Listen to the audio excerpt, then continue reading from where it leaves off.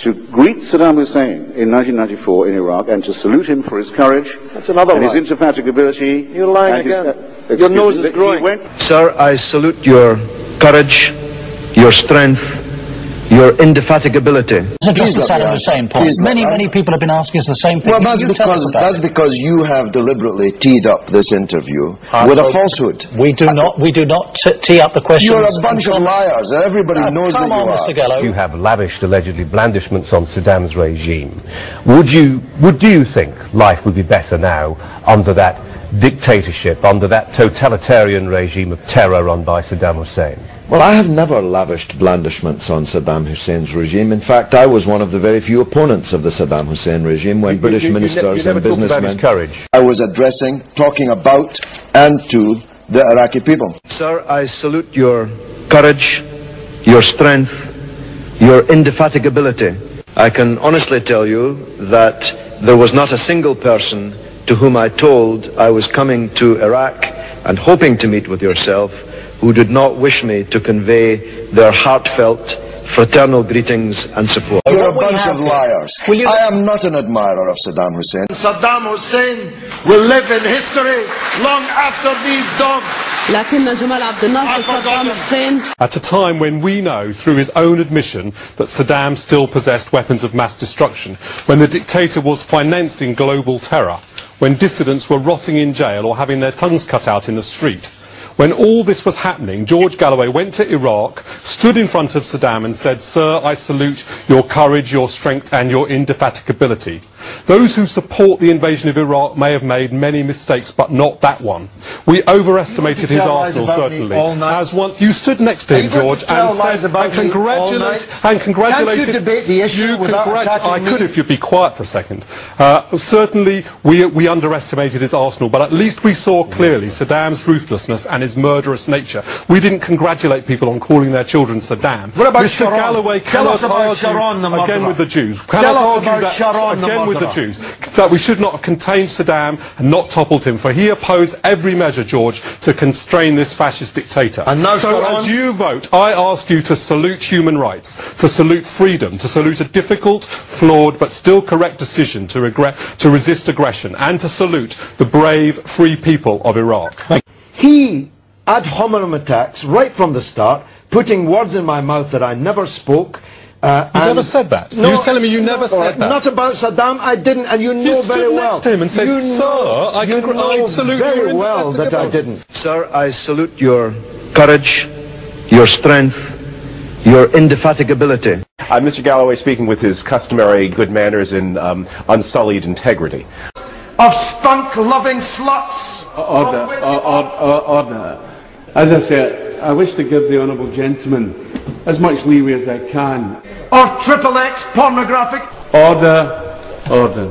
Or Asian babes. Oh, it's always the manners and the integrity that you're not sure of, and tonight we see the problem is going to be with the manners. Because this is the very last time I'll be speaking to ITN. Be sure about that.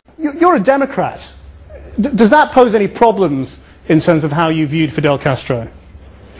Well, if people believe the package they've just heard, which could have come from Fox News, you would think that Fidel Castro was some kind of tyrant. Mr. Galloway, are you proud of having got rid of one of the very few black women in Parliament?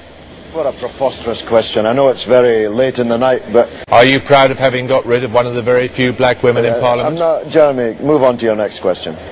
Well, you're not answering that one.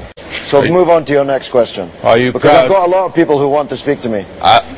If you ask that question again, I'm going. I warn you now. Don't try and threaten me, Mr. Galloway, please. You're the one who's trying to badger me. I'm not trying to badger you. I'm merely asking you whether you're proud of having driven out of Parliament one of the very few black women there, a woman you accused of having on her conscience the deaths of 100,000 people. Oh, well, there's no doubt about that one. George Galloway, first of all, when you told Iraqis to resist British troops, you must have known that would have been unacceptable to the Labour Party. It would be better if you got that right. I have got it right. No, you've obviously not got the transcript. I have never asked Iraqis to resist British troops. They can control the skies. يمكنهم أن يسيطروا على السماوات. لكن I have never called on anybody to harm British troops. يأتوا ضمن نطاق RPG فإنهم لا يمكن أن يسيطروا على أي شيء. العراق المحتل لا يمكنهم أن يسيطروا على شارع واحد.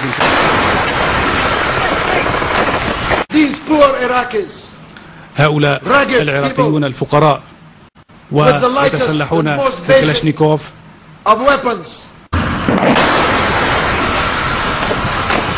ويستعملون الأسلحة البدائية، يكتبون أسماء مدنهم وقراهم على النجوم.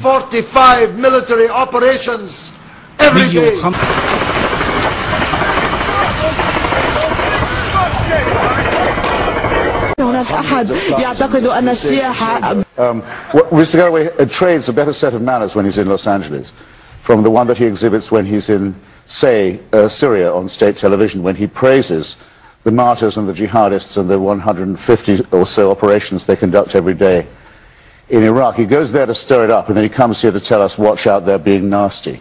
That's, I think, disgraceful. George unquestionably and disgracefully called on foreign mercenaries, or whatever they might be called, to fight with British troops. There's no question about that. He's now backpedaling in the extreme. How do you justify your support for Hezbollah and its leader, Sheikh Hassan Nasrallah? A preposterous way to introduce an item, and what a preposterous first question. What a silly question. What a silly person you are. The people who pay the price for the disappointment are the young soldiers that we've sent there to give their life's blood. والولايات المتحدة كقوة محتلة تضعف باستمرار. ويمكن القول بأن المقاومة العراقية لا تدافع عن العراق وحسب، إنها George is the only one where any action's been taken, and it's quite clear that it's nothing to do with his position on Iraq. It's a position on British troops and calling on foreign troops to fight against British troops. That's the size of it. George wants to convince us all it's to do with his position in Iraq, that he's some kind of martyr. It's simply not true. Despite your propaganda, socialism will survive. It's not propaganda. These are simple questions. It's Fox News propaganda, which I've come to get used to from Channel 4 News. All right, fine. We'll put aside we will put aside the abuse. I'm asking you a simple question about how you see the future of Cuba. Do you think there will be some transition? Socialism will survive. I know that makes you sad, but it will survive. I don't think that dictator does it. You know, when Hitler was at the Channel ports, we had a national government, we suspended normal politics, we cast aside... Sorry, who's Hitler in this comparison? Well, George Bush. He's the George Bush is Hitler, is he? Yeah. Don't make me laugh, Mr. Galloway. You have a record as long as my arm of justifying autocracy across the world, and you admire Castro because of the way he rules. All the papers seem to imply that you get executed in Iran for being gay. That's not true. His boyfriend was hung, though, wasn't he? Yes, but not for being gay, for committing sex crimes against young men. In Iran, they are persecuted, and those two boys were hung for being gay. I don't know what you're talking about. I've got to take them at their word. If they say, if the leader of Iran says he wants to wipe Israel off the face of the earth. He didn't say that, and you know very well he didn't say that.